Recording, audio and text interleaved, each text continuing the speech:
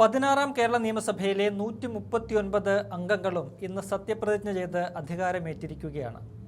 ഈ MLA-മാർ 4 ഭാഷകളിലായിട്ടാണ് സത്യപ്രതിജ്ഞ ചെയ്തത് എന്നതാണ് ഏറെ ശ്രദ്ധേയമായ ഒരു കാര്യം. കഴിഞ്ഞ ദിവസം പുതുച്ചേരി നിയമസഭയിലെ ബഹൂർ മണ്ഡലത്തിൽ നിന്നുള്ള DMK MLA A. സെന്തിൽകുമാർ മലയാളത്തിൽ സത്യപ്രതിജ്ഞ ചെയ്ത് അധികാരമേറ്റത് നമ്മൾ കണ്ടതാണ്. അവിടെ ഫ്രഞ്ച് ഭാഷ നിരോധിച്ചതിനെ തുടർന്നാണ് സെന്തിൽകുമാർ മലയാളത്തിൽ സത്യപ്രതിജ്ഞ ചെയ്തത്.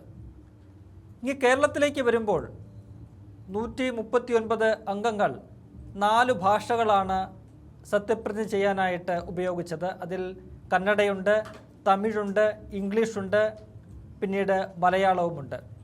വടക്കേയറ്റത്തെ മണ്ഡലമായ മഞ്ചേശ്വരത്തു നിന്നുള്ള MLA AKM അഷറഫ് കന്നഡയിലാണ് ഇന്ന് സത്യപ്രതിജ്ഞ ചെയ്തത്.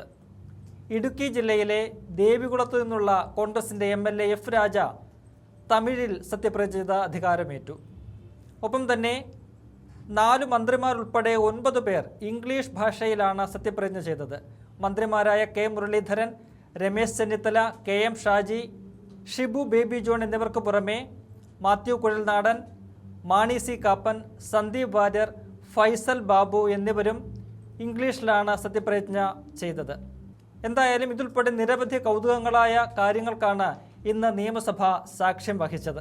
മുൻ മുഖ്യമന്ത്രി പിണറായി വിജയനെ സംബന്ധിച്ച് ഒരുപക്ഷെ ഏറ്റവും മോശം ദിവസങ്ങളിലൊന്നായിരിക്കും ഇന്ന് എന്നുള്ളത് നമുക്ക് നിസ്സംശയം പറയാം.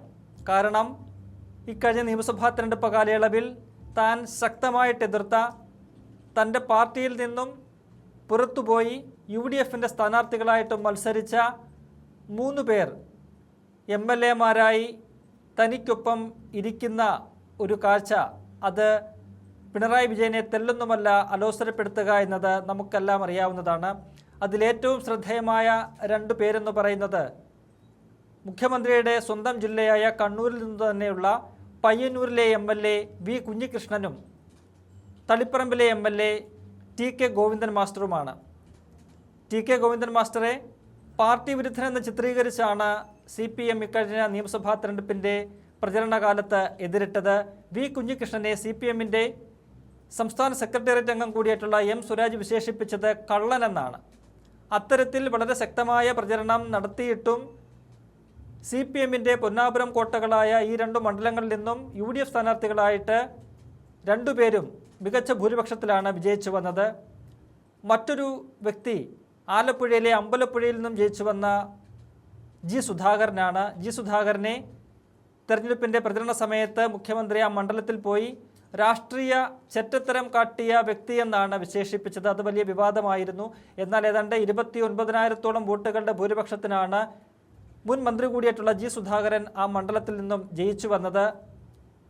ഇത്തവണത്തെ പ്രോടേം സ്പീക്കർ G. സുധാകരനായിരുന്നു. കഴിഞ്ഞ ദിവസം അദ്ദേഹം ഗവർണർക്ക് മുമ്പാകെ സത്യവാചകം ചൊല്ലിയാണ് പ്രോടേം സ്പീക്കർ പദവി ഏറ്റെടുത്തത്. ഇന്ന് 139 അംഗങ്ങളും പ്രോടേം സ്പീക്കറായ G. സുധാകരൻ്റെ മുമ്പിലാണ് സത്യപ്രതിജ്ഞ ചെയ്തത് എന്നതും ഏറെ കൗതുകകരമാണ്.